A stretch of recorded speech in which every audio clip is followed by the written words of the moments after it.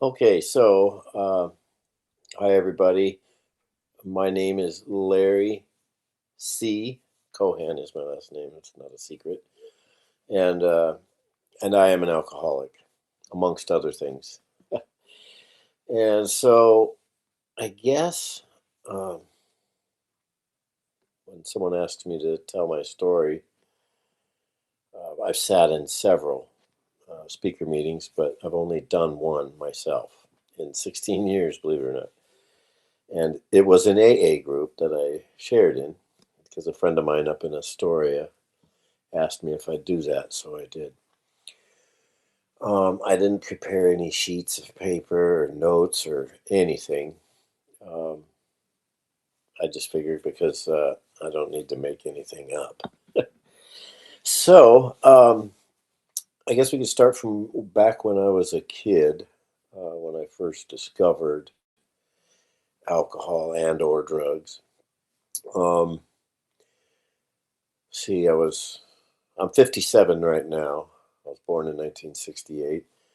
I was born in Chicago. My parents moved a lot when I was a kid, mainly across the country from Chicago all the way to the West Coast. Um, we moved to Arizona. And then again, of course, my dad got himself a DUI. He's one of us as well. Or he'd get a drunk driving ticket or whatever, and then it was time to move again. And so we moved a lot, usually state to state. Ended up over in San Diego from there for about 4 years. That was from 74 to 78. And man, I wasn't even 10 years old now that I think of it. But when I first sipped some alcohol or smoked some weed, because we moved out of uh, California and back to Arizona in 1978. So yeah, we lived there 4 years from 74 to 78. And so when I was growing up, my father uh, he was a pretty mean alcoholic, to be honest with you. I mean, for years I used to say, my dad was he was verbally abusive, and I don't know why. For so many years, I covered the fact that my dad was a physically abusive alcoholic, even to my mother. Not to us children so much, but to my mother, yes. And I remember being helpless when I was a kid, thinking, you know, when I grow up, I'm going to stop him. And I don't know what age it was that that actually happened. But so my father, this isn't about him, it's about me, but it had a huge influence on what happened in my life and how I got to where I am now. And so I grew up in a family where, pot and alcohol was always around. My mom didn't like alcohol. She would drink once in a while with him just to try to drink more of the booze that, the more she would have, less for him. But it never stopped him from going and getting more, so it was kind of pointless. She never really liked the alcohol. I discovered it when he came home one one day. He smashed one of our cars up. He entered the freeway on a exit and smashed the front of the car up. And then when he came home, the car managed to make it down to the end of the alley. A few, 3, 4 doors down was the end of the street. My dad came in and told me and my brother, we were having breakfast, "Hey, go down to the car and I want you to go through it. The car's wrecked. Don't pay attention to that, but go through the car and look underneath all the seats and bring me any empty bottles or take all the whiskey bottles in it out, throw them in the trash. If any of them have anything in them, bring it to me." So we kind of did that. We didn't give him. We took the one with the least amount and gave it to him, and we poured a bunch of them together, and we had a bottle about that big, And we saved that for when we made a fort, that weekend or whatever, in our yard, and had friends spend the night, whatever. And we would drink it and run around and terrorize the neighborhood. But I remember the first time I drank, it was just like all the things that I don't know, all the things that you worry about and all the things in life that suck seem to disappear. The fact that my dad was abusive alcoholic and I didn't like bringing friends home, there was a lot of that. You never knew what it was going to be like when you got home from school. He could be drunk already, and it would be embarrassing for friends to see that. So didn't always like bringing friends home because you didn't know what you were going to get. My friends all liked my dad because when they only got to see him, if he was drunk earlier in the evening, it would be he'd be happy, jovial. They didn't see him at 2 in the morning when he was holding my mom by the hair or by the throat and with a and threatening to kill her. That's the kind of shit I grew up with. Looking down the hallway, me, my sister, and brother all scared and hearing the violence and shit breaking out in the living room. So that was when I first, tried alcohol. And then I didn't ever start drinking it again until we moved back to Arizona. And I was probably, I guess, when junior high school when I started the regular habit of smoking pot and drinking with friends and just sneaking and drinking kind of thing. So, and I always hung around people that were a little older than me. Like when I was in junior high, I hung out with the high schoolers. When I was in high school, I hung out with the ones that dropped out or already graduated and had hot rods. So, and I lived in a small town, so it was easy um, to find parties because everybody would meet up on Main Street, um, and on Friday night, Saturday night, even weeknights, figure out whose parents were out of town. Where's the party going to be? Is it going to be out in the desert or out at the lake, or is somebody's parents out of town, or we can go to their house? Blah blah. So it all started out as fun in the beginning, like all of us. I'm sure nobody started drinking because someone told them, "Hey, this is going to suck. You got to try this." We tried it and we liked it, right? So I got I got in the habit of drinking and smoking pot, ditching school, everything, the typical. I was a stoner, if you will, when I was in high school. Didn't think of myself as an alcoholic or anything. I didn't realize that it was in my genes. And, I never wanted to be like my dad. I'm not going to be like him, because he was an asshole. I loved my dad, and I still do. He's passed away. But um, there was a lot of things that were ugly when I was growing up. And when I can't after, hear after you, I, Larry. you can't hear me? Can you hear me now? There, try that. Can you hear me now? Yes, sir. Okay, so anyways, yeah, I grew up with an alcoholic family, or with an alcoholic in the family. And when I discovered alcohol and partying, it seemed like all the other kids kind of moved on into adulthood, and I just kept partying. I was still chasing a party all the way up until, you know, I don't even know. Well, I got clean and sober at 41 years old, which was 16 years ago. Um, but prior to that, so we moved around a lot when I was a kid because my dad would have to go to another state to get another driver's license, to get another job, blah, blah, blah. We always were moving a lot, and I hated that. And then I'd have to make new friends and so on. But I always hung out with the kids that were older than me and stuff, and so it made it easier to attain those things, alcohol, pot, and all that. You learn real young on how to get stuff when you want it, something that's good. You know who's got it. And in a small town, you know when there's none around, and if there is, who's got it.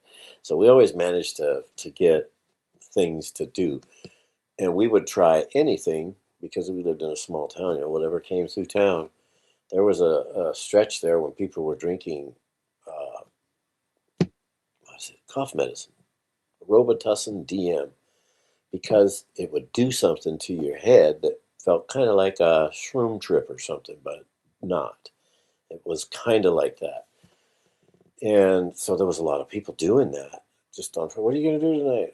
We're all going to do Robo. That's what we called it, Robo. And so little things like that, I didn't realize was leading me down a path to where I'm gonna try it all, you know. Because if this does this, what does that do? And if this much will do that to you, how much will this do? You know, what's that going to do to me? I always wanted to know what would doing more feel like. And I was always afraid of needles, if you will. So I started off smoking pot and drinking. And then once I got to the point where I was like dropped out of high school, I'll just say it like that because that's what happened. Couldn't maintain regular attendance in school, and I got the boot. So then I was working construction, and I got I had a job that was paying almost as good as my dad or better at the time. I thought I was pretty proud of myself, right? I dropped out of high school, and I was making when I heard how much my dad made an hour, I was like right there with him, and I think a little bit more. But I didn't tell him that. I didn't, you know what I mean? But the bottom line is, or what I'm leading up to is there was a guy on our crew. He was kind of like the boss's son, but he would go drive all the way into Flagstaff or Phoenix, just like every payday, and he'd get a bunch of coke. So we'd end up, come. He'd go like on a Thursday night. I know it because Friday morning or Friday evening when we got our checks, he was collecting. He was collecting what we owed him, and then selling us some more. And man, we were always broke by Monday. That's what sucked about cocaine. That shit sucked. It was fun, but it sucked. It was a Joneser drug. Then I had a friend got killed over that particular drug. He had moved down to Phoenix. A friend of mine, his last name was Gritzemacher. His son was a fighter on UFC. If you ever happen to see a guy named Chris Gritzemacher, he goes by Grits because that was my friend's nickname. He never got to see his dad because his father, my friend, was killed over a $50 bag of cocaine down in South Phoenix. And so my friend, who's a UFC fighter, is my friend's son. And he never got to see his dad grow up. And I remember being at his funeral, and his mom was crying frantically and pointing at his casket and pointing at all of us guys that hung out with him, all of his friends, and saying, "Take a good look, guys. This is your future. Keep doing the drugs. This is your future. I hope none of you have to, none of your parents have to ever feel this." And it was just terrible. It was a horrific day because our friend was gone and he was killed over a drug deal, and it was cocaine. So I made this deal with God that day when watching his mom cry at his funeral. I made a deal with God. I'll never touch cocaine again. I'll never do it again. And I didn't.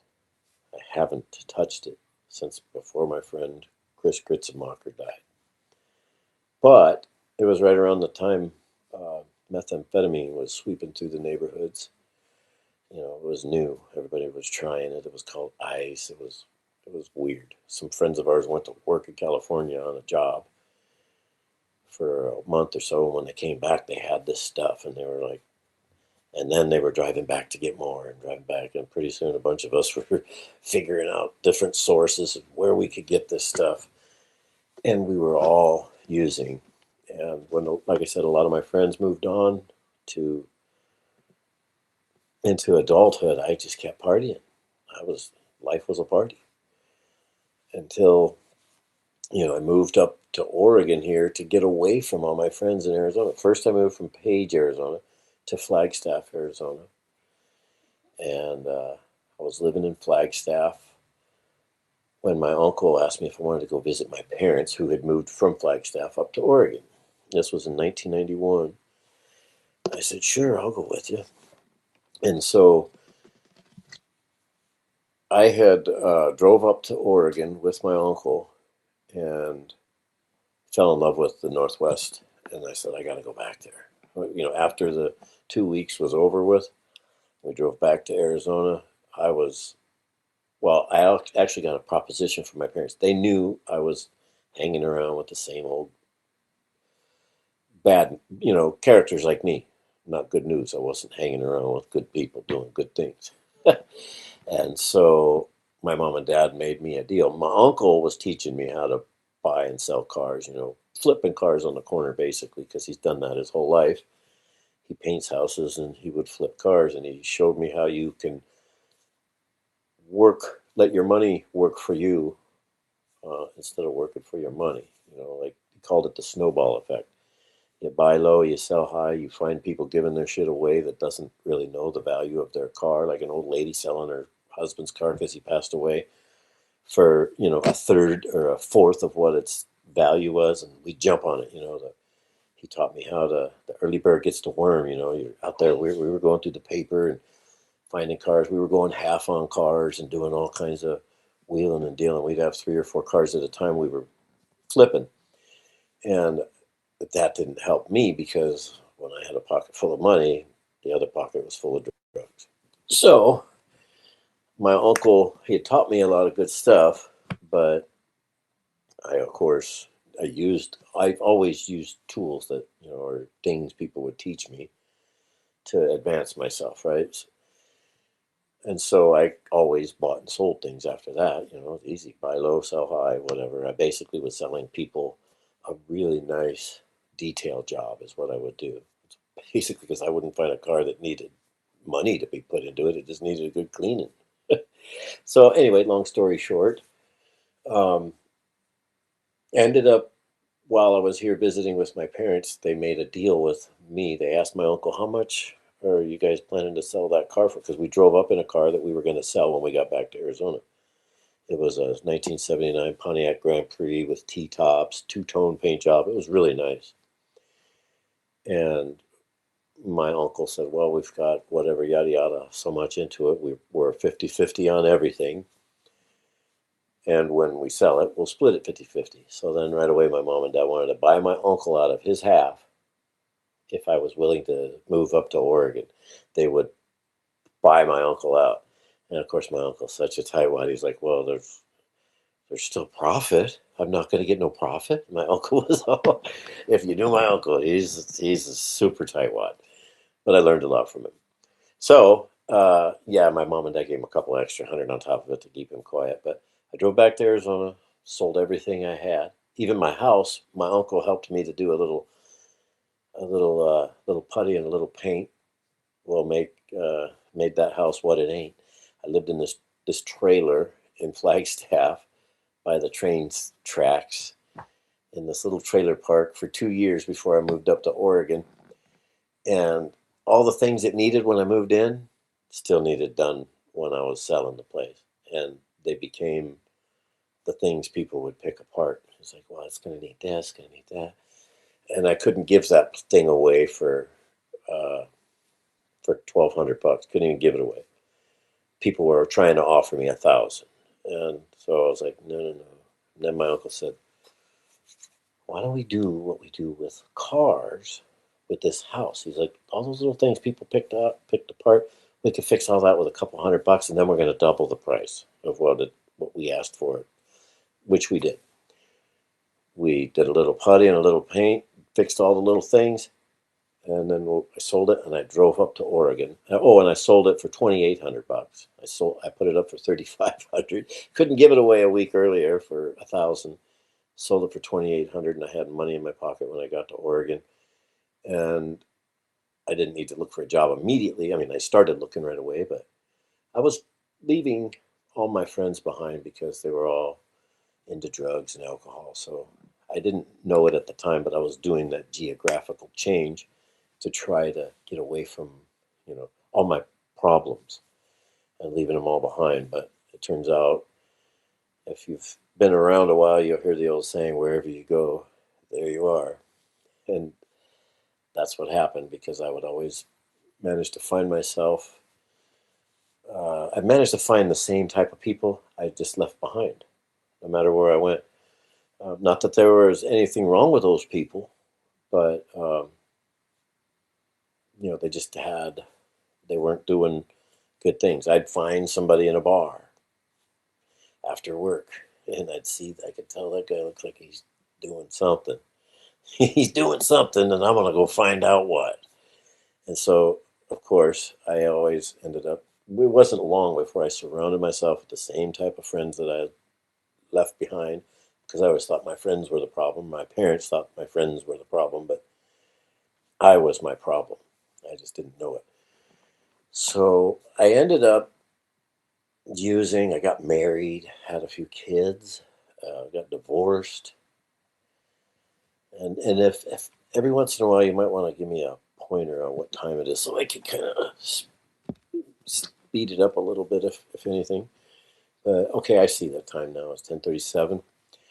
I could talk a lot more than an hour, so I'm afraid I want to give people a chance to talk if they want to, but I'm always afraid I'm not going to have enough to say, but um, I don't have enough time is what the problem is. So I became hooked on methamphetamine pretty bad, and that was the one thing that I always liked because of the fact that there was something about when I did that stuff that I felt like a genius. I was smart as hell, man. I could do anything. But that was if I did just a little bit and I knew when to stop. If I could just stop at that little bit, I felt like a genius. My whole brain just like, wow, it was crazy. But I couldn't stop at just that little bit. I always wanted to know what it would be like to do more, you know. And it's probably a good thing I was always afraid of needles. I never liked needles. And the only ones, even to this day, that have ever been stuck in me have been by a physician or somebody that had something in a plaque on their wall that said they were allowed to administer shots.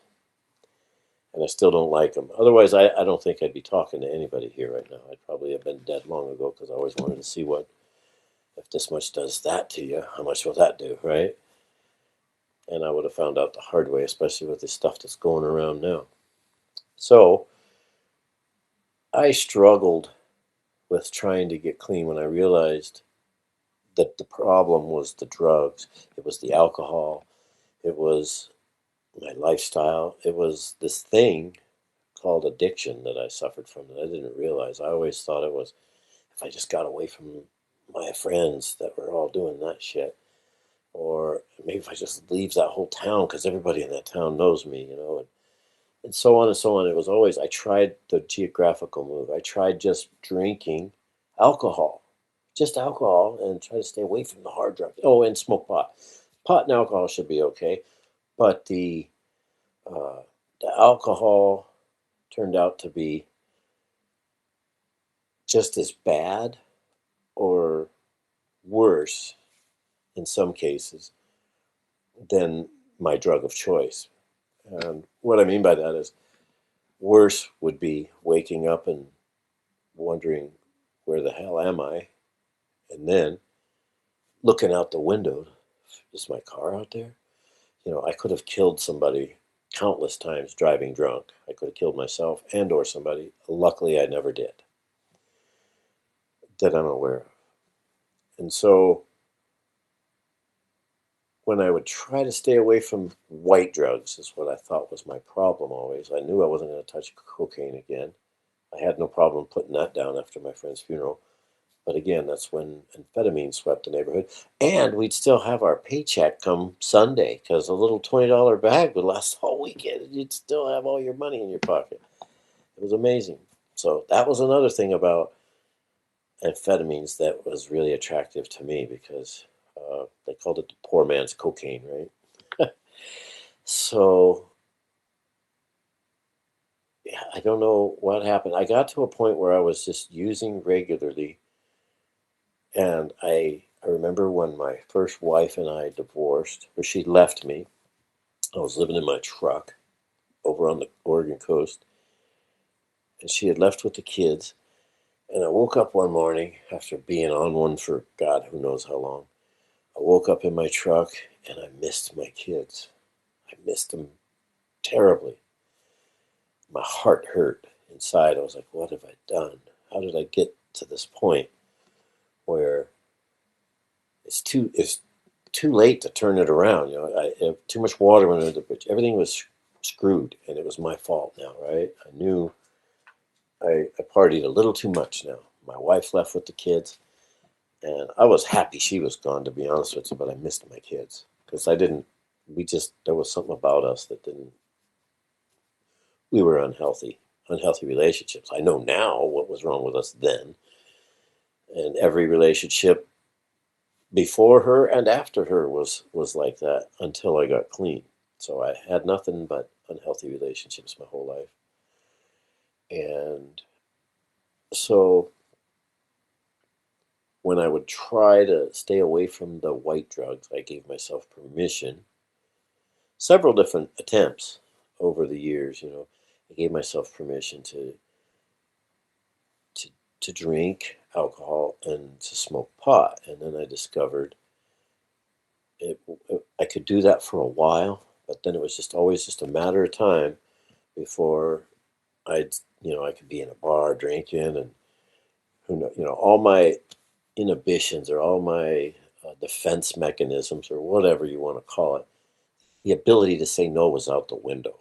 As soon as I had alcohol in me, I'd see some dude over on a poker machine, you know, bing, just all spun out, and I'm like, that's my man over there. I'm going to talk to him, find out what he's doing, right? And I'd managed to find a hookup just like that. Next thing you know, it wasn't long before I'd lose the job because I could hold the job while drinking and smoking pot. But once I pick up the other shit, next thing you know, bills aren't getting paid, rent isn't getting paid, we're getting kicked out. And it was just like a cycle of, losing your house, losing your place to stay, losing the girl, losing. But I remember that time I was living in my truck. She had left with the kids, and my heart hurt really bad. And I was devastated. And I don't know, it was an hour or two later. I was like, okay, I gotta go get some shit. Went and found me some dope, and it was literally seconds, within minutes after I had did some. That's what I needed. That was what I needed. I needed that drug because then it numbed my emotions. It took, I couldn't cry if I tried. I could think about all those things I was thinking about earlier, missing my kids and how did I get here? And thank you, Dave, Larry, or thank you, Charlie. Sorry, I'm looking at all these different names on the screen. So I missed my kids so bad. But then once I was high, an hour later, I discovered, aha, I can't cry if I'm high. So I told myself, well, that's the ticket. Don't fall asleep without having something to wake up to. And then I don't have to feel. Before I start to feel, use some drugs. And I lived that way for many years. So I got to the point where I couldn't stand looking at myself in the mirror anymore. In the end, I had turned myself into my probation officer because I had to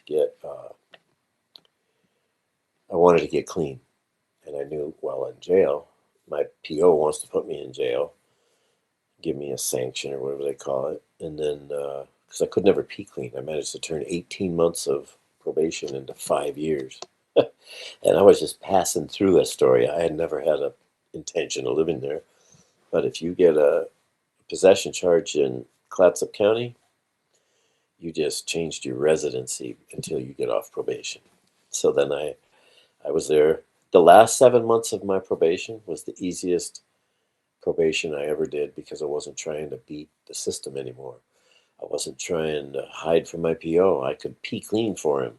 And it was the easiest 7 months out of that whole 5 years of probation I had to do. It was the easiest. Um, I just had to get to that point, though, where I was sick and tired of being sick and tired, and I couldn't. So I got out of jail after turning myself in. I ended up doing like 32 days or something like that out of a recommended. My PO recommended 60 days. The judge gave me 43 days because when he asked me, do I have anything to say? I said, yes, sir. I've been in this jail now for a week or so, and I'm noticing there's a lot of guys in here that have got less time than me, and they had to be caught. and I turned myself in. So just if you could take that into consideration, I told that to the judge. If there's guys in here that are getting 2 week sanctions, and they're telling stories how they ran like jackrabbits through woods and stolen cars and running from the cops like an episode of Cops, and all I did was walk in and said, "Okay, you got me." So he considered that, and he gave me the 32 days or whatever, and I was already in the trustee tank, so I was knocking off 1 day for every so many. And the day I got out of jail, though, I had my friend pick me up, my old roommate, and he said, "What do you want to eat tonight? I'll cook it." And I said meatloaf because he made a killer meatloaf. That we're at the store buying the stuff for the meatloaf, and he's like, "Hey, you don't got to see your PO till Monday. It's Friday. You want a drink?" Sure. I had $30 left over on my books, so he wanted to go to bed, and I wanted to. I was just getting warmed up. He would drink a few and then go to sleep, and it's like, shit, it's only 10 o'clock. I was on my way to the bar to go finish up, to get drunk, and I bumped into one of my connects riding a bicycle. She came right out of the bar and ended up buying a bag of dope from her. And that night was my last use.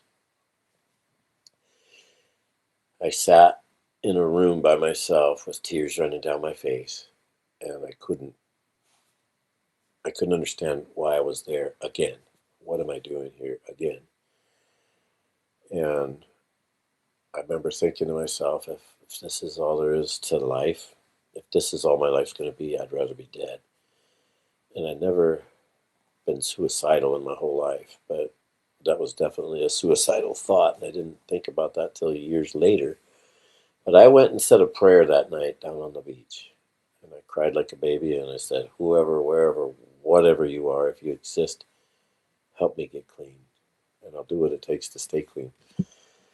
And for me, that meant when I get back to these meetings, because I knew what I had to do, I had to get to these meetings again, because I managed to put together a year and a half of abstinence once, and it was the best year and a half I can remember since childhood before I picked up a drug. The minute I relapsed there, it was 10 years of ripping and running and creating more wreckage to where I got to that point where I had that pipe in my hand. I'm trying to do my drugs the way I always did, and I had tears running down my face, and I couldn't stand myself. And that's when I went and did that prayer. Well, the next morning, I ended up getting accepted back into my old recovery house that I relapsed out of, whatever, 8 months earlier. And I started going to meetings. My whole thing was I have to do whatever is suggested by anybody in these meeting rooms that has more time than me. Anything and everybody, anything and any suggestions were given, I have to do them if I want to stay clean. And so I still live by that today. Somebody suggests something, usually it's a sponsor, but sometimes somebody else in the program will mention, "Hey, why don't you try this?" I do it, even if I think it's stupid, because my best thinking, always got me loaded. And if somebody can give me a suggestion that's going to be beneficial in my life today, I'm going to take those suggestions and use them.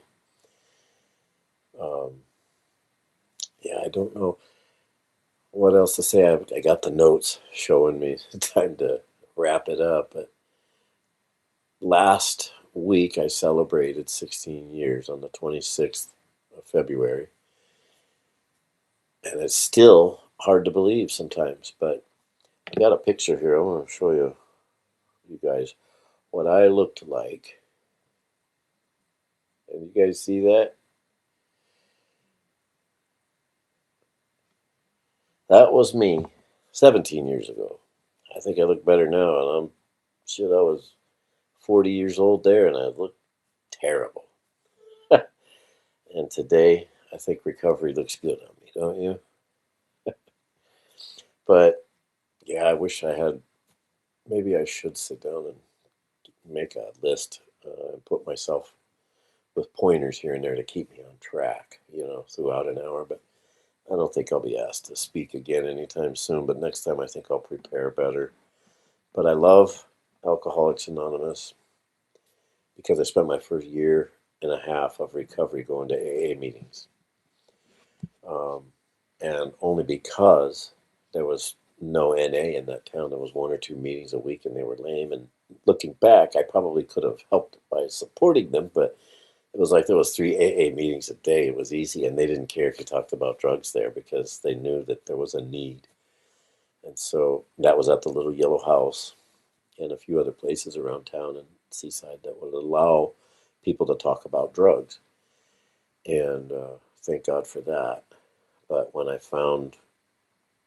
wife and I moved to Portland, I found an NA meeting. We went for an AA meeting that had just ended. The schedule was wrong, or an old schedule that we found online. And they said, "Oh, that's an old schedule." But yeah, because they said the meeting's wrapping up right now. And we're like, shit. And they said, but if you got something to do for about an hour downstairs, there'll be an NA meeting. And I was like, NA. Oh, yeah, NA. And so I've been a member of Narcotics Anonymous ever since because I remember for the first time when we sat in that meeting that night, I didn't have to apologize for just talking about drugs like I did in an AA meeting. I was like, I'm sorry if I mentioned drugs or talk about drugs. I didn't have to apologize anymore. And I knew I was home. I'm surrounded by a bunch of people that are just like me. It's just that today I only surround myself with people that are living in the solution and not the problem anymore. Um, I do. I read my meditation book regularly. I go to meetings regularly. I got to find me a new home group. Maybe this will be it. I don't know.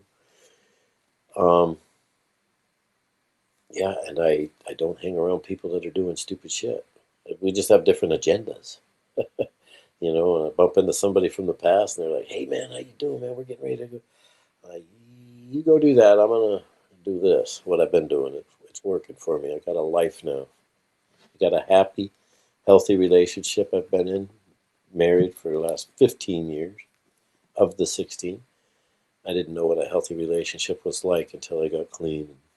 The guy upstairs, not Marshall, my friend I was telling you about, but the guy upstairs saw fit for me to be in a healthy relationship for a change. And it's all because of 12-step programs. Sorry if I talked everybody's ear off and didn't get anywhere. That was great, Larry. We really appreciate your share.